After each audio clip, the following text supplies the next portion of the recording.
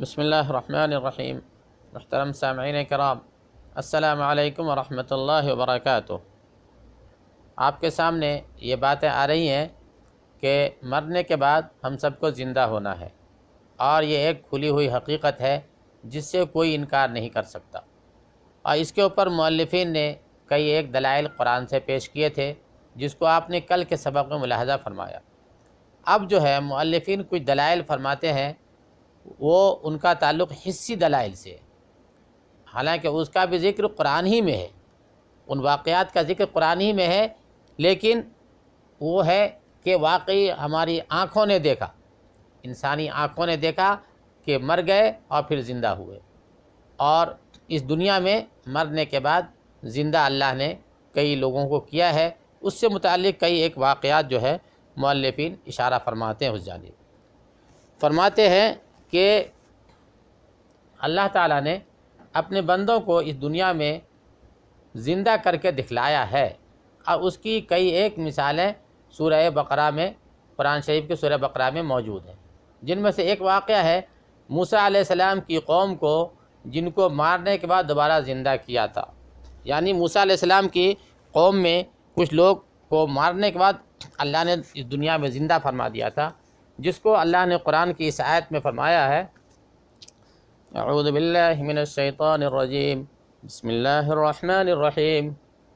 وَإِذْ قُلْتُمْ يَا مُوسَىٰ لَن نُّؤْمِنَ لَكَ حَتَّىٰ نَرَى اللَّهَ جَهْرَةً فَأَخَذَتْكُمُ الصَّاعِقَةُ وَأَنتُمْ تَنظُرُونَ ثُمَّ بَعَثْنَاكُم مِّن بَعْدِ مَوْتِكُمْ لَعَلَّكُمْ تَشْكُرُونَ۔ ترجمہ، اور تم اسے بھی یاد کرو، تم نے حضرت موسیٰ علیہ السلام سے کہا تھا کہ جب تک ہم اپنے رب کو سامنے نہ دیکھ لیں گے ہرگز ایمان نہ لائیں گے، جس گستاخی کی سزا میں تم پر تمہارے دیکھتے ہوئے بجلی گری، لیکن پھر اس لیے کہ تم شکر گزاری کرو، اس موت کے بعد بھی ہم نے تمہیں زندہ کر دیا۔ یہ موسیٰ علیہ السلام کے کچھ قوم کے کچھ لوگ تھے جن کو اللہ تعالیٰ نے موت دیا اور ان کو پھر دوبارہ زندہ فرما دیا، جس کے متعلق یہ ہے کہ حضرت موسیٰ علیہ السلام 70 آدمیوں کو کوہ طور پر تورات لینے کے لیے ساتھ لے گئے تھے۔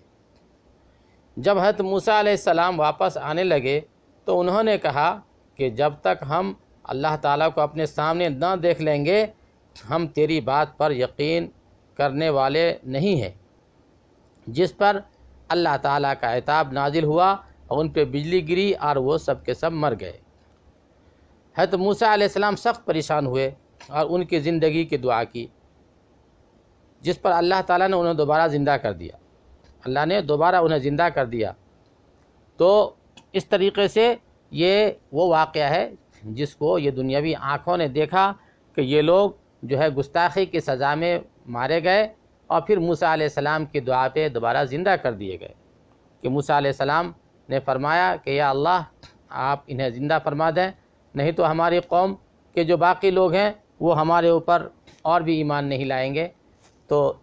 باوجود ہے کہ یہ مر گئے تھے لیکن اللہ نے انہیں زندہ کر دیا۔